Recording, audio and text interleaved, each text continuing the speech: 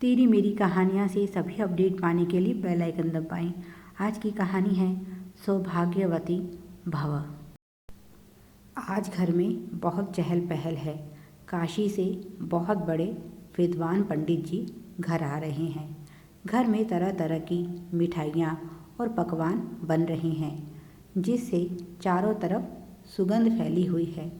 घर की सबसे बुजुर्ग महिला कौशल्या देवी सभी को निर्देश दे रही हैं और पूरा ध्यान रख रही हैं कि कहीं कोई गलती ना हो, और हर काम में शुद्धता और शुचिता का पूरा ध्यान रखा जा रहा है।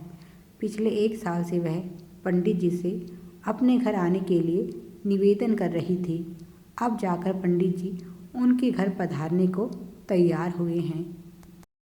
घर में उनकी पोती आराध्या का विवाह भी नज़दीक है। कौशल्या देवी ने खास तौर से पंडित जी को आराध्या के लिए बुलाया है।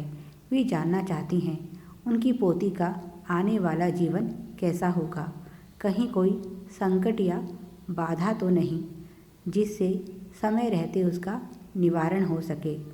उनकी चिंता का वाजिब कारण भी है, क्योंकि यह शादी आराध्या की मर्जी के खिलाफ हो रही है। वह किसी और से प्यार करती है, जबकि परिवार की पसंद कुछ और है। आराध्या इस घर की इकलौती लड़की और आखिरी वारिस है। अभी 2 साल पहले ही उसके बड़े भाई की हृदयाघात के कारण अचानक मृत्यु हो गई। तब से सारा परिवार शोक में डूबा हुआ था। अब बहुत समय बाद घर में खुशी का अवसर आया है। इसीलिए कौशल्या देवी नहीं चाहती कि आराध्या के जीवन में दुख की छाया भी पड़े। बेटी की शादी के समय तो उनके बेटा बहू ने उनकी एक नहीं सुनी और बिना कुंडली मिलान के श्रवण की शादी कल्याणी से कर दी। बाद में पता चला कल्याणी की कुंडली में दोष था और इसी कारण सभी ने श्रवण की मृत्यु के लिए कल्याणी को दोषी ठहराया। कौशल्या देवी का कहना है, अगर समय रहते कल्याणी की कुंडली के दोष का उपाय कर लिया जाता तो आज उनका पोता जिंदा होता। पहले उनके पढ़े लिखे बेटा बहू इन दकियानूसी बातों में यकीन नहीं करते थे, पर श्रवण की मौत ने उन्हें इन सब बातों पर यकीन करने पर मजबूर कर दिया। इसीलिए बेटी के मामले में वह किसी तरह की कोई लापरवाही नहीं करना चाहते और आराध्या की शादी की हर छोटी बड़ी बात की तैयारी वे कौशल्या जी से पूछ कर ही कर रहे हैं। कौशल्या जी का बहुत ही संपन्न परिवार है, जिसमें 3 बेटे और 2 बेटियां हैं।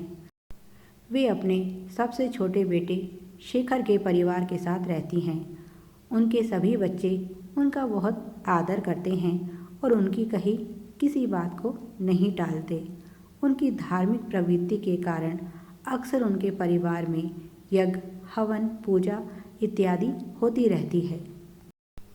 शेखर की पत्नी सुमन और उनकी सोच में बहुत अंतर है, इसीलिए उनकी सुमन से कम ही पटती है। बेटे के जाने का गम सुमन को भी है, पर उससे ज़्यादा तो दुख उसे कल्याणी के लिए है। कौशल्या जी ने सबकी नज़रों में उसे अपराधिनी बना दिया है। जब मरना जीना उस ईश्वर के हाथ में है, तो कल्याणी कैसे अपने पति की मौत के लिए जिम्मेदार हो सकती है। पर यह बात कौशल्या जी को कैसे समझाए, जिन्हें निरपराध मासूम कल्याणी का दुख नज़र नहीं आ रहा। अगर उन्होंने अपना पोता खोया है, तो क्या कल्याणी ने अपना पति नहीं खोया? अगर श्रवण के जाने से किसी को सबसे अधिक दुख हुआ है, तो वह उसकी पत्नी कल्याणी ही है। ऐसा लगता है जैसे श्रवण अपने साथ कल्याणी को भी ले गया। उसकी आत्मा तो श्रवण के साथ ही जा चुकी है, बस शरीर यहाँ बाकी है। पर आँख के अंधे को समझाया जा सकता है, अकल के अंधे को समझाना कठिन है। कहीं ना कहीं वे आराध्या की शादी के भी खिलाफ हैं, क्योंकि उन्हें लगता है कि एक लड़की को अपना जीवन साथी चुनने का अधिकार मिलना चाहिए। पर पति और सास के आगे उनकी नहीं चलती। कौशल्या देवी के कारण आज कल्याणी की जिंदगी दुख से भर गई है। श्रवण के जाने के बाद जैसे उसकी जिंदगी के सभी सुख और रंग चले गए हैं। कौशल्या देवी के कारण ही 21वीं सदी की होकर भी कल्याणी 18वीं सदी का जीवन जी रही है, जहाँ एक विधवा को खुश होने का अधिकार भी नहीं होता। उन्होंने कल्याणी के हक के लिए बहुत कोशिश की, पर जब तक खुद कल्याणी अपने हक के लिए आवाज़ नहीं उठाएगी, वह अकेली क्या कर सकती हैं। कल्याणी बहुत ही धार्मिक प्रवृत्ति की और निर्मल हृदय की लड़की है। शादी के बाद केवल 2 बार ही वह ससुराल आई थी और उसके साथ यह अनहोनी हो गई।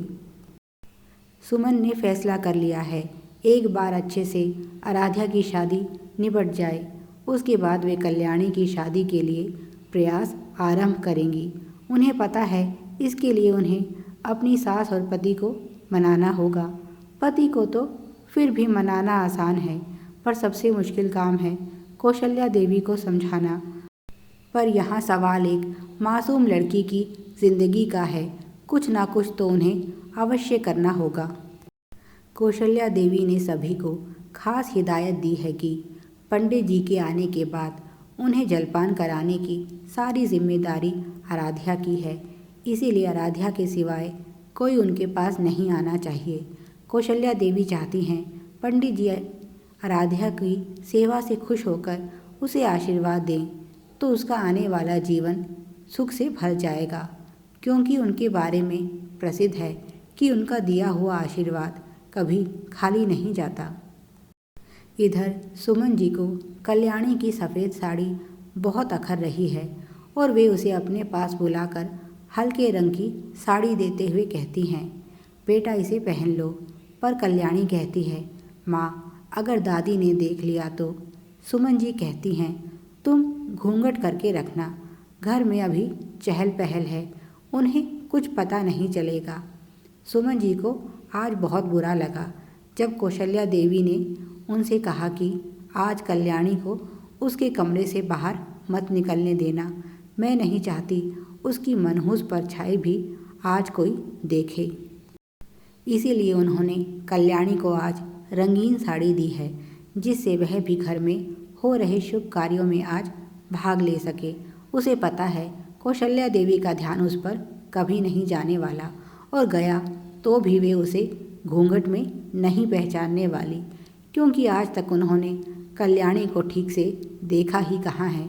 अगर देखा होता तो उस मासूम के चेहरे की उदासी देखकर उनका दिल पिघल जाता और वे उस पर ऐसे कठोर नियम लागू ना करती।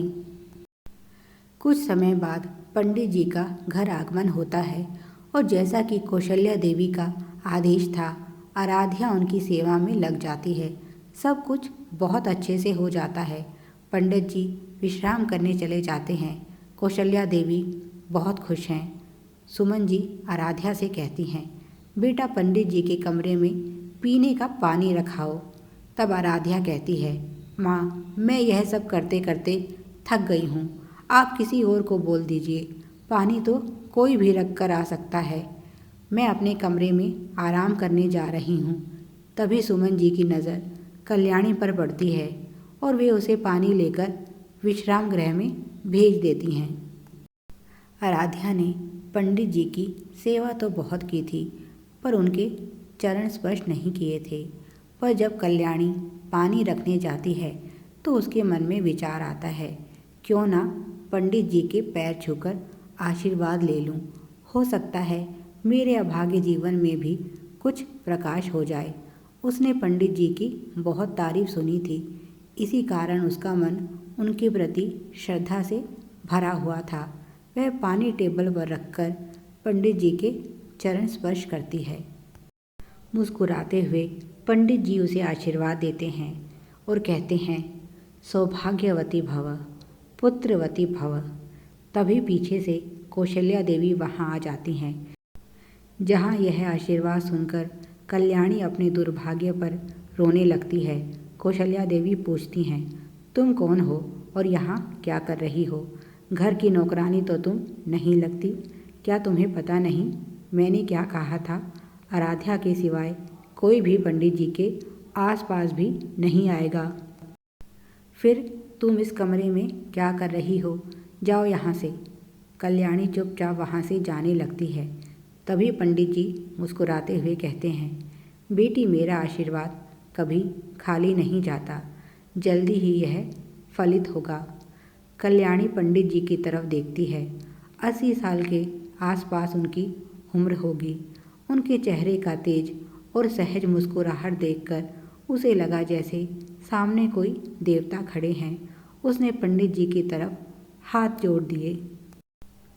कौशल्या देवी को बहुत जलन महसूस हुई। जो आशीर्वाद उनकी पोती को मिलना चाहिए था वह इस दुष्ट औरत ने चुरा लिया। सारी मेहनत मेरी आराध्या ने की और फल इसे मिला। उन्होंने कहा, रुको ज़रा, अपना घूंघट हटाओ, मैं देखना चाहती हूँ तुम कौन हो। यह सुनकर कल्याणी घबरा गई और कौशल्या देवी ने आगे बढ़कर उसका घूंघट उठा दिया। कल्याणी को वहाँ देखकर उन्होंने अपना माथा पीट लिया। उन्होंने पंडित जी से कहा, आपने यह क्या अनर्थ कर दिया? यह तो मेरे पोते की विधवा है। इसे आपने सौभाग्यवती और पुत्रवती होने का आशीर्वाद दे दिया। Please like, share and subscribe. Thanks for watching.